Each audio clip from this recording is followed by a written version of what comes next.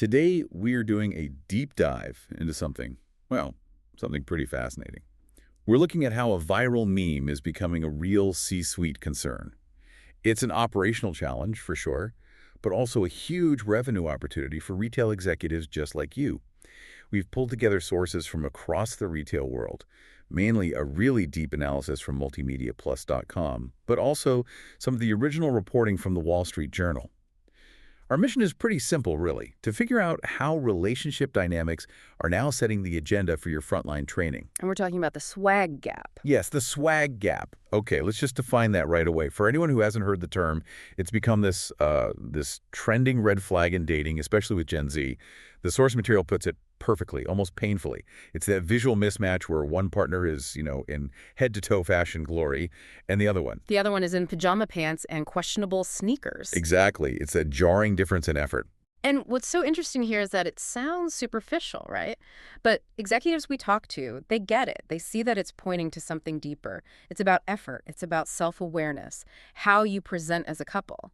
So the real question for you, the retail executive, is how to take that moment of imbalance and turn it into a strategy. A strategy that drives sales. A strategy that drives sales and, maybe more importantly, builds real, lasting trust with your customer. Okay, so that's our mission today. How does a viral photo become a mandate for your sales associates? Let's start with where this all came from, the cultural piece. To really get the business side of this, you have to understand the origin. I mean, the virality is what gives it weight. The sources all trace the term going mainstream after those photos of Hailey Bieber. You've seen them. She's dressed impeccably, and she's standing next to Justin. Who is, let's say, styled far more casually. Very casually. Crocs, a hoodie, that kind of vibe. And that one image, it just became the blueprint. The internet immediately had a name for it, the swag gap. And the Wall Street Journal really dug into why this matters so much to younger consumers. For them, this mismatch isn't just, cringe. It can actually be a deal breaker. A deal breaker. Wow. Okay, so that's much more serious than just a bad outfit. Oh, absolutely. I mean, think about the bigger picture. It suggests a real disconnect in compatibility, doesn't it? One person is clearly putting a lot of time and effort into this curated life, a life that's often very public on social media, and the other person, well, maybe isn't. That perceives lack of mutual effort. Exactly. It can point to deeper issues. So here is where it gets really, really interesting for anyone running a retail business. Every single person who walks into your store has felt some version of this. That swag gap moment. Yeah. It's that flicker of doubt. Is this outfit right? Does it work for the occasion? And crucially, does it clash with what my partner is wearing? That's the key insight. The retail reality is that your customers aren't just shopping for a shirt. They're shopping for alignment. They are literally paying you to help them reduce risk, the risk of embarrassment.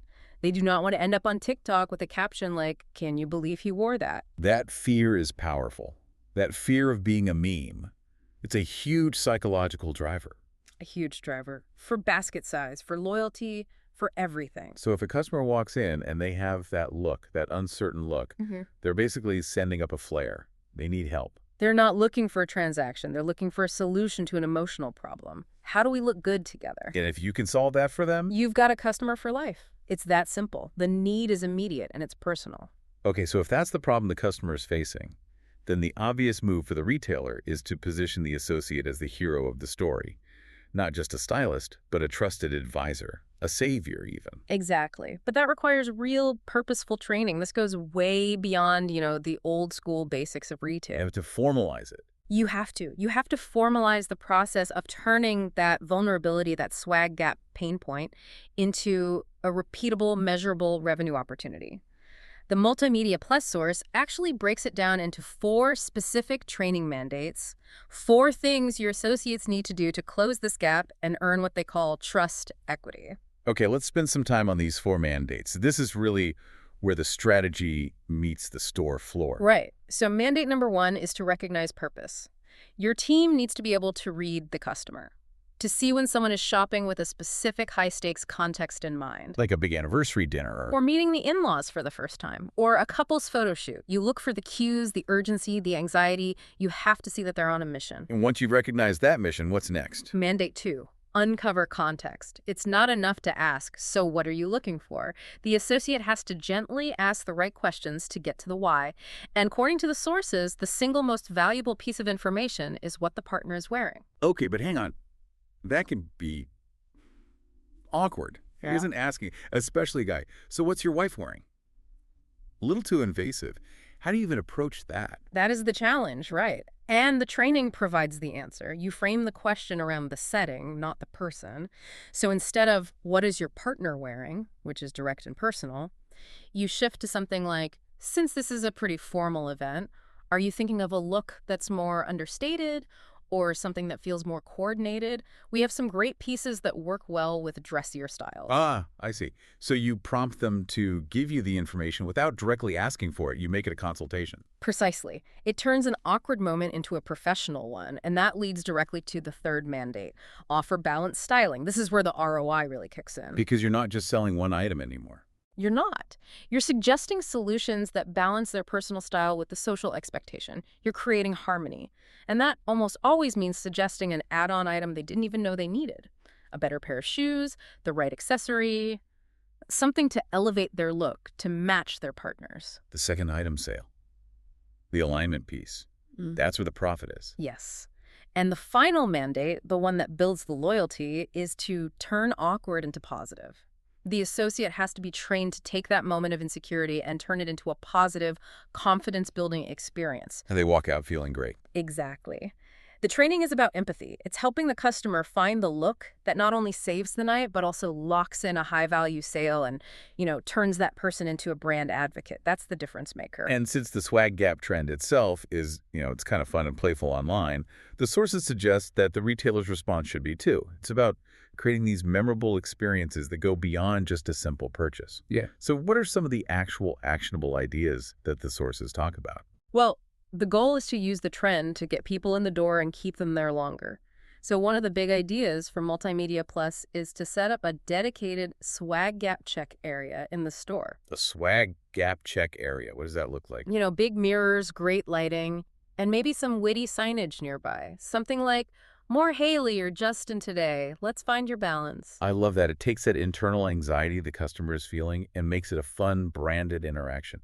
You're turning insecurity into engagement. And that engagement can be digital too, even in the physical store.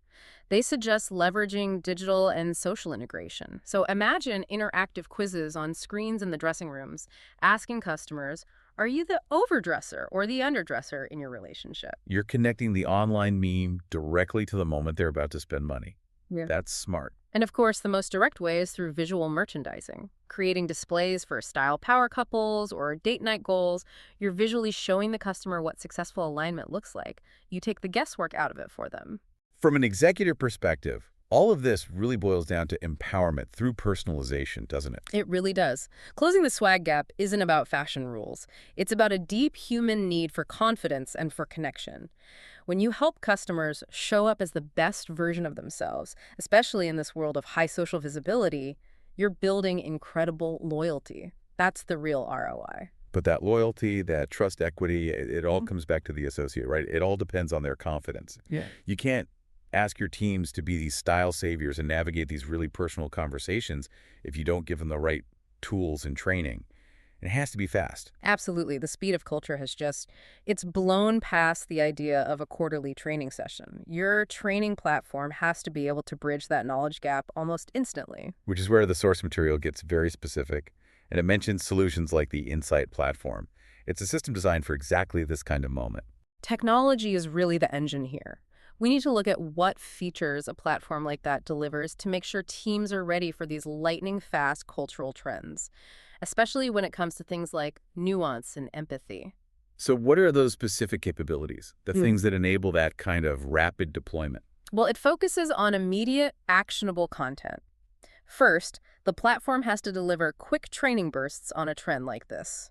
We're not talking about a week-long course. It's a 90-second push notification with a viral photo and a few talking points. So it's relevant and easy to digest on the floor. Right. Second, it has to push interactive role-playing modules, things that build styling confidence quickly. Maybe a short video sim where the associate practices how to ask those sensitive questions without being intrusive.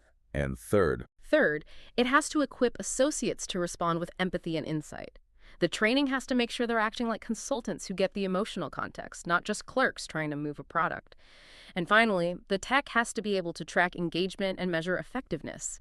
You need to know which associates are actually absorbing and applying this nuanced information. The source really hammers home one final thought for executives. In a world where a mismatched outfit can go viral, a prepared team is your best defense. It mitigates risk and it maximizes the opportunity. That's a very sharp point. Okay, so to sum up the core takeaway for every retail executive listening, style alignment matters a lot. And the real opportunity here is in training your teams to sell confidence, not just clothes.